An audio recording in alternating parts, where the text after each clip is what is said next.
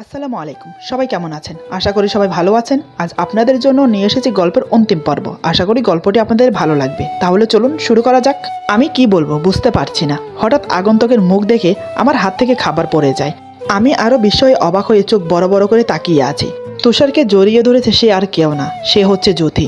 কিন্তু সে হোটেলের ঠিকানা পেলেও কি করে? যতটুকু আমি জানি তুষার দেয়নি, শুধু ফোন নাম্বার দিয়েছে। ও কি লোকেশন ট্র্যাক করে চলে এসেছে? আমি সামনের দিকে তাকিয়ে ভাবনায় ডুবে রইলাম। আমার মুখ দিয়ে কোনো কথা বের হচ্ছে না। তুষার এক নজর আমার দিকে তাকিয়ে আমার মুখের ভাব বুঝে নেয়, তারপর জ্যোতিকে নিজে থেকে সরিয়ে দেয়। তুষার বলে, তুমি হঠাৎ এখানে? আর হোটেলের ঠিকানা জানলে কি করে? জ্যোতি বলে, কেন আমি আসতে পারি না? আর হোটেলের ঠিকানা কি করে পেলাম সেটা না হয় নাই জানলে? আমাকে কি এভাবে দাঁড় করিয়ে রাখবে? ভেতরে আসতে দেবে না? তুষার সাইড হয়ে ওকে জাগা দেয়। জ্যোতি আমার সামনে এসে দাঁড়ায়। তারপর আমার পা থেকে মাথা পর্যন্ত দেখে নিয়ে তুষারকে বলে, চয়েস আছে তোমার বউটা সুন্দর। জ্যোতির কথা শুনে তুষার আমার দিকে তাকায়। জ্যোতি আমাকে উদ্দেশ্য করে বলে, কাল তুমি মিথ্যে বললে কেন? কেন বললে তুমি তুষারের কাজিন? এতক্ষণে আমি কথা বললাম, তখন যদি নিজের পরিচয় দিয়ে দিতাম তাহলে হয়তো তোমার পেটের কথাগুলো বের হতো না। আমি জানতে পারতাম না তোমার কি অভিসন্ধি আছে। জ্যোতি ভ্রু কুচকে বলে, মানে কি বলতে চাইছো তুমি? আমি বললাম, মানে খুব সোজা, বর্তমান নিজের স্বামী থাকতে অন্যের স্বামীর দিকে হাত বাড়ানো। জ্যোতি রেগে গিয়ে বলে, মুখ সামলে কথা বলো। তুমি তুষারের স্ত্রী হতে পারো, তবে এটা ভুলে যেও না তার আগে আমি তুষারের গার্লফ্রেন্ড ছিলাম। আমি বললাম, ছিলে, কিন্তু এখন নেই। এখন আমি তার স্ত্রী, তাহলে অধিকারটাও আমার। জ্যোতি বলে, বললেই হলো, তুষারের উপরে সবচাইতে বেশি অধিকার আমার। আমি মুচকে হেসে বললাম, তাই নাকি? যদি এতই অধিকার থাকে তাহলে ছেড়ে চলে গেলে কেন? তখন মনে ছিল না? সেটা বাদ দাও, তোমার তো বিয়ে হয়ে গেছে। তাও আবার 1-2 মাস নয়, 1-2 বছরও নয়, পুরো 4 বছর হলো তোমার বিয়ে হয়েছে। 4 বছর অন্য একজনের সাথে সংসার করে আবার এক্স বয়ফ্রেন্ডের সাথে দেখা হওয়ার সাথে সাথে পাল্টি? কেমন মেয়ে তুমি? তখন তুষারের কিছু ছিল না তাই ছেড়ে চলে গিয়েছিলে। এখন যখন শুনেছো তুষারের সব হয়েছে, এখন আবার ফিরে আসতে চাইছো। তুমি তো জানো তুষার বিয়ে করে ফেলেছে, বর্তমান তার স্ত্রী আছে, আর সে হলো আমি। তারপরও কেন ওর দিকে নজর দিচ্ছ? জ্যোতি প্রচণ্ড রেগে যায়। দাঁতে দাঁত কামড়িয়ে আমাকে বলে, যত বড় মুখ নয় তত বড় কথা। আমি কি করব না করব তোর থেকে জ্ঞান নিতে হবে? তুই কে রে? আমার ব্যাপারে নাক গলানোর অধিকার তোকে কে দিয়েছে? আমি বললাম, যে আমার স্বামীর দিকে কুনজরে চাইবে তাকে তো আমি এমনি ছেড়ে দেব না। জ্যোতি আর কিছু বলল না, সোজা আমার গালে থাপ্পড় মেরে দিল। আমি তাল সামালতে না পেরে মেঝেতে পড়ে যাই। এতক্ষণ তুষার চুপ করে আমাদের দুজনের কথা শুনছিল। এবার আর চুপ থাকতে পারলো না। আমাকে থাপ্পড় মারাটা হয়তো তুষার হজম করতে পারেনি। সেও জ্যোতিকে উল্টো থাপ্পড় মেরে দেয়। জ্যোতি গালে হাত দিয়ে তুষারের দিকে তাকায়। ওর চোখে জল টলমল করছে। ওভাবে তাকিয়ে বলে, তুমি আমাকে মারলে, তাও আবার এই মেয়েটার জন্য? তুষার বলে, ও আমার স্ত্রী, ওকে থাপ্পড় মারার অধিকার তুমি কোথায় পেলে? তোমার সাহস কি করে হলো ওকে থাপ্পড় মারতে? জ্যোতি, আজ তোমাকে কিছু কথা বলি, কান খুলে শুনে রাখো। তোমার আমার সম্পর্ক আজ থেকে 5 বছর আগে শেষ হয়ে গেছে। যেদিন তুমি আমার সাথে ব্রেকআপ করেছো সেদিন। এখন কিন্তু তোমার আমার মাঝে কোনো সম্পর্ক নেই। যার অধিকারে তুমি আমার উপর দাবি খাটাবে, তোমার বিয়ে হয়ে গেছে, তোমার স্বামী আছে, তাকে নিয়ে সুখে শান্তিতে থাকার চেষ্টা করো। আমাদেরকে আমাদের মতো থাকতে দাও। জ্যোতি বলে, তুমি না আমাকে ভালোবাসো? তাহলে আজ কথা কেন বলছো? কেন এই মেয়েটার জন্য তুমি আমাকে মারলে? তুষার বলে, তুমি তোমার লিমিট ক্রস করেছো। তুমি ওর গায়ে হাত তুলেছো, যেটা আমি একদম সহ করব না। জ্যোতি বলে, কিন্তু কেন? তুমি কি ওকে ভালোবাসো? এই কথা শুনে তুষার আমার দিকে তাকিয়ে বলে, হ্যাঁ ভালোবাসি। জ্যোতি বলে, তুমি মিথ্যে বলছো, তুমি ওকে ভালোবাসো না, তুমি শুধু আমাকে ভালোবাসো। আমি বিশ্বাস করি না। তুষার বলে, তুমি বিশ্বাস না করলেও আমার কিছু যায় আসে না। নিজের স্ত্রীকে ভালোবাসবো, সেটা আবার অন্যকে প্রমাণ দেখাতে হবে কেন? জ্যোতি বলে, তুমি যাই বলো না কেন আমি বিশ্বাস করতে পারছি না। তুমি যদি চাও আমি রায়হানকে ডিভোর্স দিয়ে দেব, তারপরও তুমি আমাকে ফিরিয়ে দিও না। তুষার বলে, তুমি তোমার হাজবেন্ডকে ডিভোর্স দিতে পারো, সেটা তোমার ব্যক্তিগত ব্যাপার, কিন্তু আমি তো আমার স্ত্রীকে ডিভোর্স দেব না। জ্যোতি বলে, কেন দিতে পারবে না? আমি যদি পারি তোমাকেও পারতে হবে। তুষার বলে, কারণ আমার স্ত্রী আমাকে ধোঁকা দিচ্ছে না, সে আমাকে অনেক ভালোবাসে। আর আমি তো বললাম আমি আমার স্ত্রীকে ভালোবাসি, ডিভোর্স হওয়ার তো কোনো প্রশ্নই আসছে না। আর তুমি যদি বিশ্বাস না করো তাহলে তোমাকে প্রমাণ দেখাচ্ছি, এই দেখো। এই বলে তুষার আমাকে মেঝে থেকে উঠিয়ে শক্ত করে বুকে জড়িয়ে নেয়। তারপর জ্যোতিকে উদ্দেশ্য করে বলে, আর চাই প্রমাণ? এই দেখো। এই বলে আমার মাথায় চুমো খায়। তারপর আমার কপালে চুমো দিয়ে আমাকে বলে, আই লাভ ইউ। এই বলে আবার শক্ত করে জড়িয়ে ধরে। জ্যোতি তুষারের কাণ্ড দেখে বোকা বনে গেল। সে যেন নিজের চোখকে বিশ্বাস করাতে পারছে না। তার চোখ দিয়ে টপ টপ করে জল পড়ছে। কথা বলার শক্তি হারিয়ে ফেলেছে। সে কিছু না বলে চোখের পানি মুছে নিয়ে বেরিয়ে যাচ্ছে।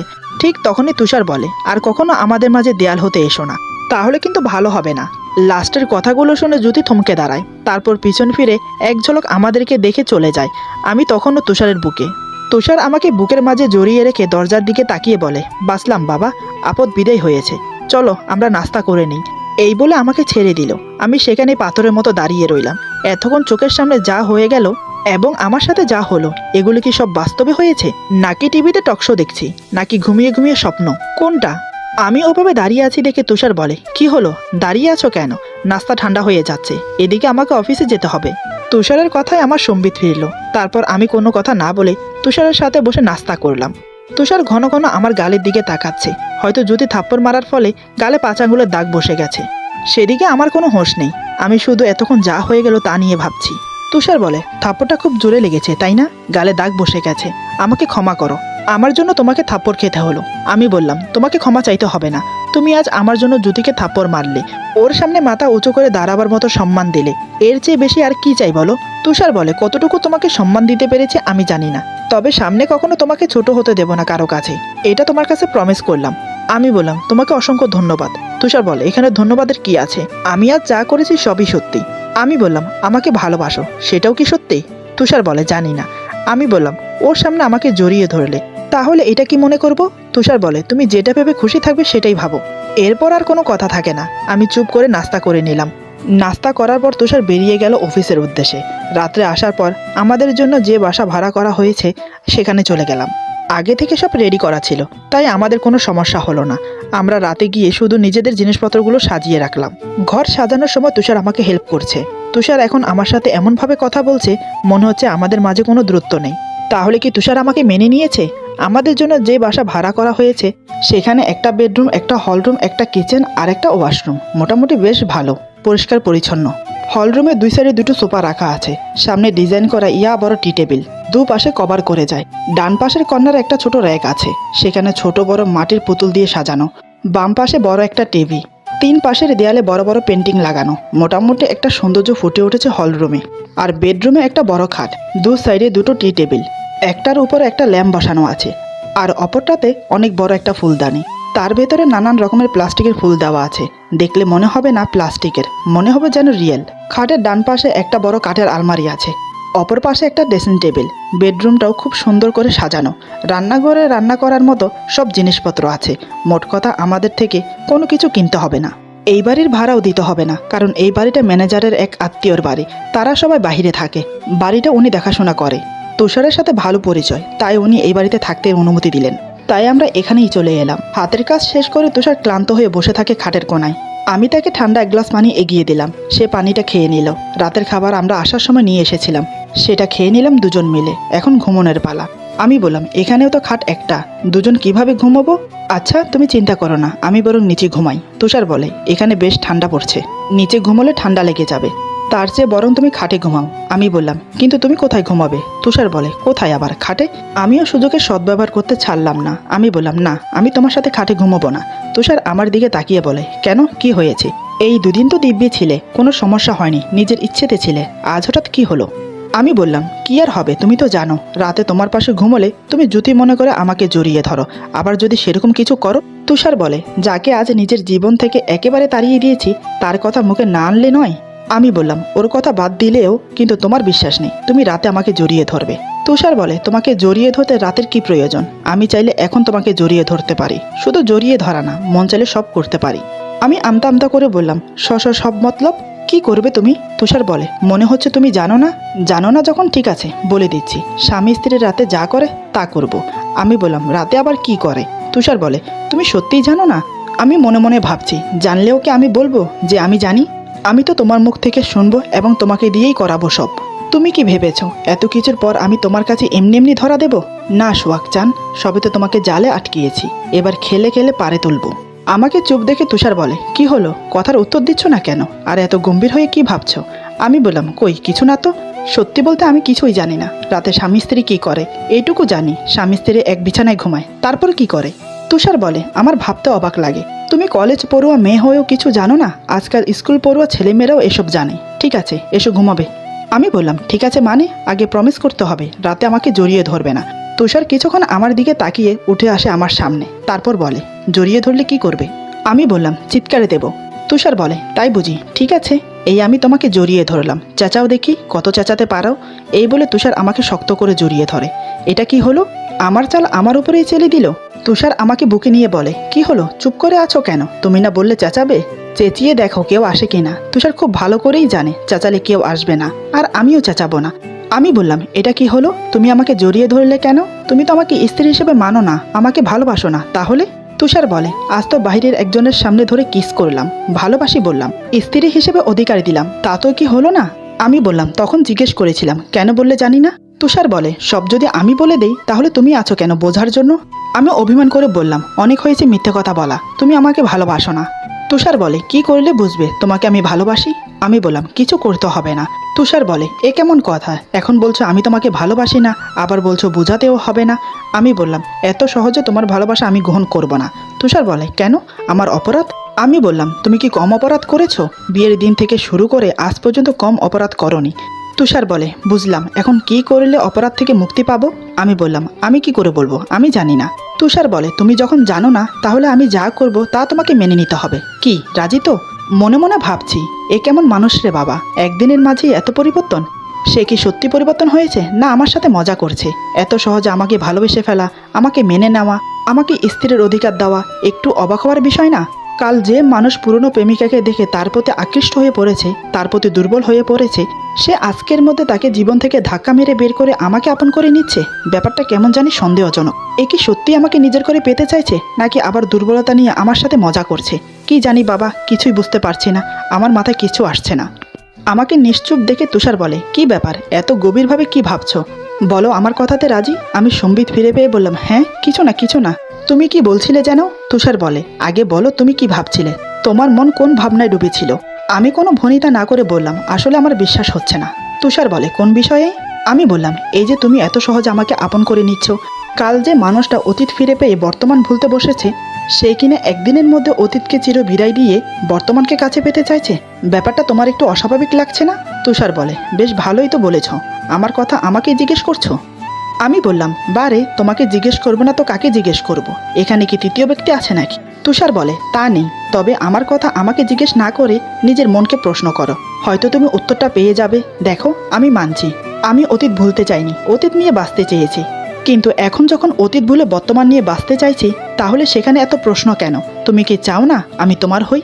কাল তো একদম আমার বুকে ঝাঁপিয়ে পড়ে বলেছিলে, তোমার ভালোবাসা চাই, তোমার ভালোবাসায় বাঁচতে চাই। তাহলে আজ আবার কি হলো? দেখো, বেশ রাত হয়েছে, কাল আবার আমার অফিস আছে, তাই বলছি এসো লক্ষ্মী মেয়ের মতো শুয়ে পড়ো। এখন কি বলি? ও তো কথার মোড় ঘুরিয়ে দিয়েছে, থাক দেখা যাক কি হয়।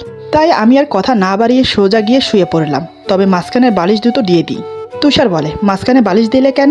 আমি বললাম, আমার জন্য যেন কারোর সমস্যা না হয় তাই। তুষার বলে, আমি বলেছি তোমার জন্য আমার সমস্যা? আমি বললাম, বলা তো যায় না, হয়তো মাঝরাতে ঘুমের মাঝে আমাকে জড়িয়ে ধরে বলবে তুমি আমাকে জড়িয়ে ধরেছ। তুষার বলে, আচ্ছা, যত সমস্যা আমি জড়িয়ে ধরাতে, দাঁড়াও দেখাচ্ছি মজা।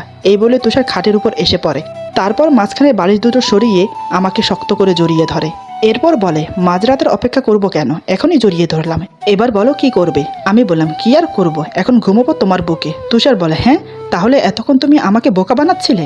আমি বললাম, এই একটু একটু মজা না করলে প্রেম জমে না, আর তাছাড়া অনেক ভুগিয়েছ আমাকে, তাই একটু শোধ নিলাম।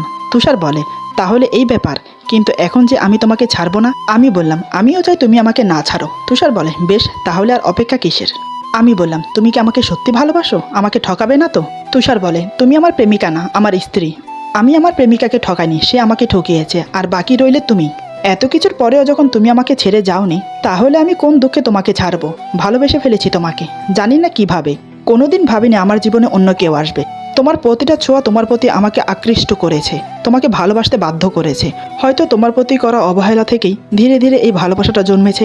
ধন্যবাদ জানাই জ্যোতিকে, সে যদি দ্বিতীয়বার আমার জীবনে না আসতো, তাহলে হয়তো আমি কোনোদিন তোমার হতে পারতাম না। কথাগুলো তুষার আমাকে বুকে নিয়ে বলছে, আমি ওর বুকে মাথা রেখে শুনছি। আমি বললাম, অবশেষে যে তোমাকে আমি পেয়েছি সেটাই আমার কাছে অনেক। তুমি জানো, বিয়ের পর স্বামীর ভালোবাসাই হচ্ছে মেয়েদের একমাত্র অবলম্বন। আমি চাই না তোমাকে হারাতে, আমি তোমাকে কতটা ভালোবাসি বলে বোঝাতে পারবো না। তুষার বলে, অনেক হয়েছে বোঝানো, আর কিছু বুঝতে বা শুনতে চাই না। তোমার এই বকবক শুনতে শুনতে রাত কাবার হয়ে যাবে, আজ রাতে আর ভালোবাসতেও পারবো না, তাই এবার চুপ করো। আমি বললাম, আমি বুঝি বকবক করছি? তুষার বলে, নয়তো কি? আমি কি সুন্দর করে বলেছি, বিছানায় এসে শুয়ে পড়ো। আর তুমি কি না এটা সেটা বলে বলে কথা অনেক লম্বা করে ফেলেছো। এতক্ষণে জানো তোমার আমার একঘুম হয়ে যেত, তবে আমাকে যখন ঘুমোতে দাওনি, তাহলে আজ আমিও তোমাকে ঘুমোতে দেব না। আমি বললাম, কি করবে তুমি? তুষার বলে, দেখোই না কি করি।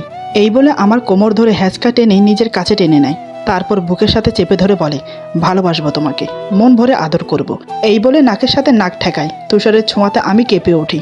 ওর ছোঁয়া পেয়ে আমি আরও আগে চোখ বন্ধ করে নিয়েছি। আমার ঠোঁট তিরতির করে কাঁপছে। ততক্ষণে তুষার আমার ঠোঁট জোড়া নিজের দখলে নিয়ে নিয়েছে। কি অদ্ভুত একটা অনুভূতি। তুষার দু হাতে আমাকে জাপটে ধরেছে। ওর শরীরের উষ্ণ ভাব ধীরে ধীরে বৃদ্ধি পাচ্ছে। আমি ওকে শক্ত করে জড়িয়ে ধরি। ওর ভালোবাসা যেন আমাকে পাগল করে দিচ্ছে। ধীরে ধীরে আমরা শারীরিক সঙ্গমে লিপ্ত হই। একে অপরের ছোঁয়াতে আমরা যেন রাঙিয়ে উঠেছি। দৈহিক মিলন মনে হয় একেই বলে। সত্যি স্বামী স্ত্রীর ভালোবাসা তা হচ্ছে অন্যরকম এক অনুভূতি। দুজন দুজনকে ভালোবেসে ভরিয়ে দিচ্ছি। এত অল্প সময়ে আমি ওকে পেয়ে যাব, সত্যি আমি কল্পনা করিনি। সবই হচ্ছে ভাগ্য। কখন কি হয় কেউ বলতে পারে না। আমার আর তুষারের ক্ষেত্রেও তাই হয়েছে। এক সময় তুষার ক্লান্ত হয়ে আমার পাশে শুয়ে পড়ে। দুজন দুজনকে জড়িয়ে ধরে মনের ভালোবাসা প্রকাশ করছি। অনেক না বলা কথা জমেছিল, তা আজ তুষারকে বলছি। সে আমাকে বুকে নিয়ে মনোযোগ দিয়ে আমার কথাগুলো শুনছে। এভাবে ভালোবেসে গল্প করে রাত কাবার করে দিলাম। বেচারা তুষার ঘুমানোর আর সুযোগ পেল না। সকালে উঠে অফিসে যেতে হলো। কোনো রকম ঝিমিয়ে ঝিমিয়ে অফিস কমপ্লিট করে বিকেলের দিকে বাসায় আসে। বাসায় ফোন করে সবার সাথে কথা হয়েছে। তারপর আপুর সাথে কথা বললাম। তিনি সব শুনে মহা খুশি। আমাকে বলে ঢাকা থেকে বাড়িতে আসার সময় টাঙ্গাইলের চমচম মিষ্টি আর বগুড়ার দই নিয়ে আসতে।